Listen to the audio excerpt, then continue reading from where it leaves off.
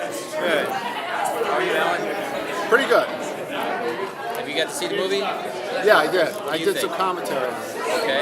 I like it. I think it's a lot of fun, and I'm hoping it plays well in the theater.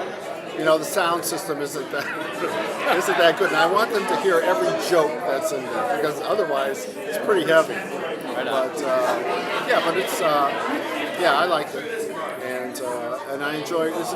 This was to be my last film for Warner Brothers, and so I was interested in doing it because I've been through Superman, Batman, Wonder Woman over and over, and to deal with the Suicide Squad was something relatively different for me. So, and there were characters that are in this thing. There's got to be like 20, 30 characters in this thing, and some of them I barely knew. I had to do some research, but it was nice to. As my planned last film to be working on Suicide Squad. Is it your last film? Because the way you said it's supposed to be. Well, you know planned. what? There is going to be one more credit for me on something that was unexpected. So this was to be it, though. So that's all I can tell you. I wish I could tell you what the other thing is, but they hate when I do that. So. Like you said, this cast is pretty extensive, the cast of characters Yeah. in this one. Was there anyone, when you finally got a chance to watch it, that kind of surprised you and how they were brought to life by the voice actors? Well, you know, James and his crew did a really good job on it all. I think that in the beginning there's a husband-wife team called Punch and Julie that if you've never heard of, they were in about half a dozen to a dozen comic books like 20 years ago. I had to look them up. And it's what's surprising is she's awfully close to Harley, you know. She wears a jester's outfit, and it was just an interesting husband-wife team. And for as long as they're in the movie, I found them interesting. So, but like I said, there's like 20, 30 people. We did. I don't know. There's spoilers involved, but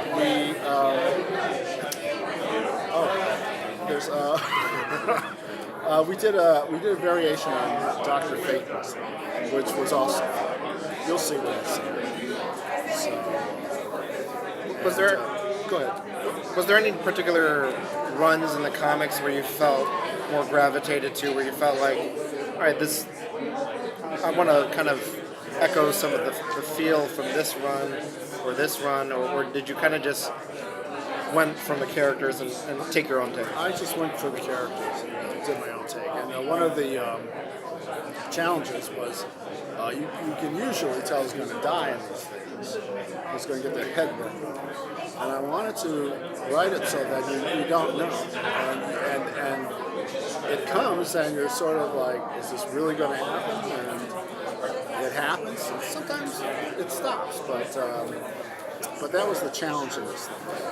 You know, in the movie version, the live action version, they bring on a character and pretty much blow his head off in 5 minutes, and you know, okay, that's the one. And that's what I wanted to get away from. And so there's a lot of blood and guts going on in this thing. Can you give us an idea of the body count?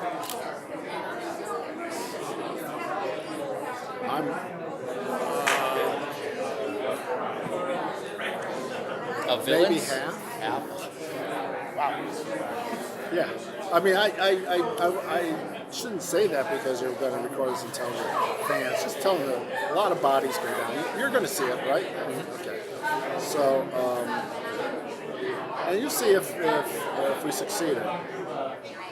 But there's actually one death that I consider this character dead, and DC says, no, he's not dead. He'll come back. So fine, but I consider this character dead. So that, I mean, So it was fun writing. It was, I retired, and I thought it's time to retire some of these characters. Take it with you. So before I left the studio, that was one of my goals, do a clean sweep. What's your feeling about retirement? I'm enjoying it. There's an awful lot of, puttering has been played down, and really, it's a wonderful thing. And so I'm enjoying it. I think about writing a script, and I actually am researching something right now.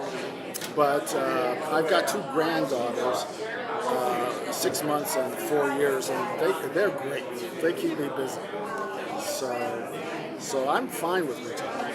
I highly recommend it. Did you feel like because you were able to exercise the liberty to kind of dispose of characters at a high body count? Comparing that to other projects that you've done where you had a clear line, no, you cannot do that. How liberating was that to kind of end your run? It was great. I mean, DC didn't blink an eye either. There was that one I was telling you about. They said, no, he can't die. And they don't. And it's not like they all get their heads blown off. That's not the case. It's in the fights. So there's a lot of mayhem in this one.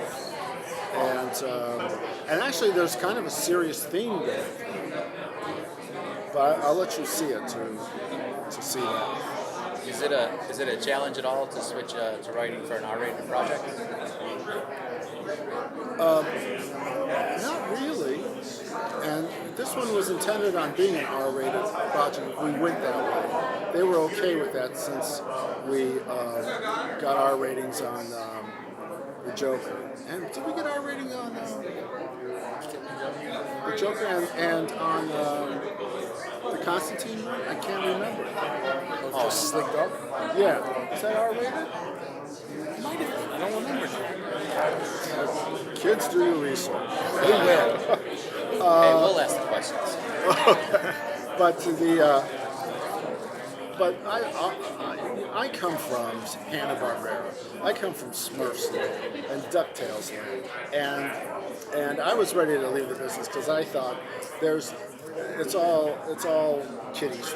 And then Batman the animated series came along, and suddenly it was a relief like you can't believe. And I have been I've always pushed to make things a little more adult, because I know there's a big fanboy base, fangirl base out there that likes this stuff. And it's been proven that that's the case. I think as much as 2/3 of our sales go to that group. So I've always been pushing for that, and it was great relief when we could make the Joker an R-rated show. Because what else are you going to do with it? I mean, you got to put underwear on the commissioner. I mean, it's just weird, and that proved to be so popular that they're willing to do that. And I think it's our rating that type of animated film will get bigger and bigger. I think, my whole career is like getting out of Disney head, and I think we should be making animated movies about film noir. I think we should be making animated movies, detective shows, and the whole works. I mean, I think I hope that keeps going. Do you think movies they're live action movies, do you think movies like Deadpool and Logan opened everybody's eyes up to the idea that, hey, we can do an R-rated movie and still make money with this? And have it be a really satisfying experience all the way around, with the critics and with the audience. Absolutely. So, Logan. I mean, everybody's talking about Wondercon, what a great film and all that. What about Logan? Logan was just a couple months ago. You forgot about it already? Wonder Woman was DC. That was why you carried on. I guess so. It was fine. But Logan was an amazing movie. I mean, the two top performances in that were just stunning. And some of the effects, I like it, you know, the effect where everybody can hardly move through this brain explosion going on.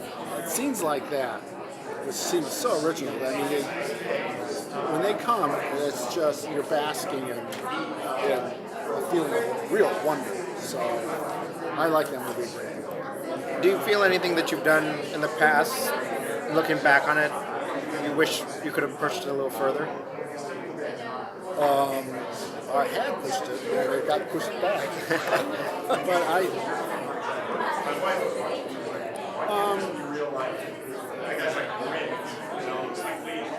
I can't, you know, I can't, nothing pops to mind, but I'm sure.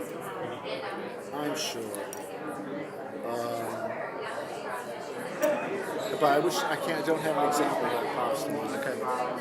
Is there anything that you've done in animation that you're like, I wish they would translate that to live action? Yeah, I mean, my favorite thing that I've ever done was the Superman Batman 90-minute first show, and I thought, you know, that could be a fun movie on its own. I wish they would make something out of live action out of Batman Beyond. I wish they would make live action out of Static Shock, which is a series I worked on. I don't know why. I have. There's a story somewhere. I leave it to you guys to figure it out. But I do not know why they're not doing Milestone.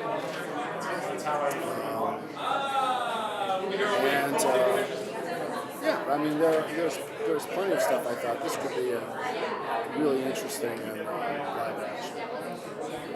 Were you one of the guys that worked on the live action script for Batman Beyond? Or no? Yes, it was. Yes, it was. And that ended up being an R-rated script. So that killed it.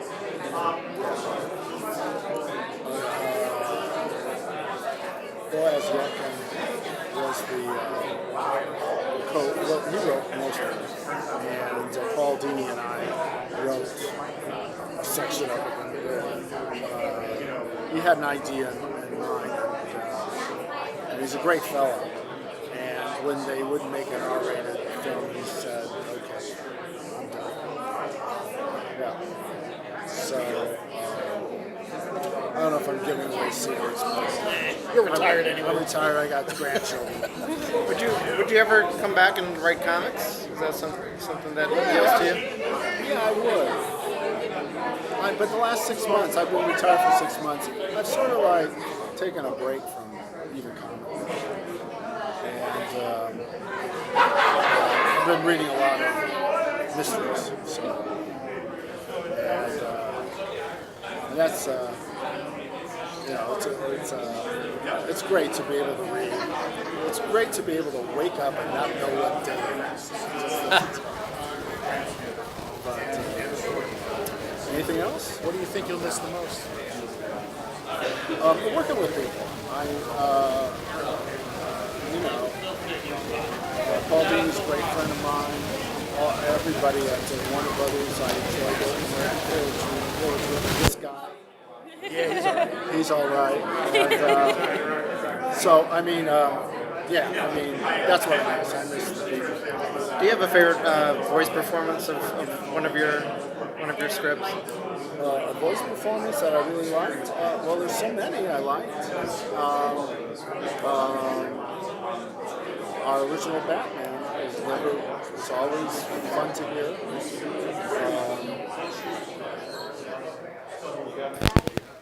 I'm trying to think of a voice performance I have. I don't know. So, You can stay or you can go. well, I'm going to go. And these people have suffered under me. Thank you. Thank you. Nice to meet you. Thank you.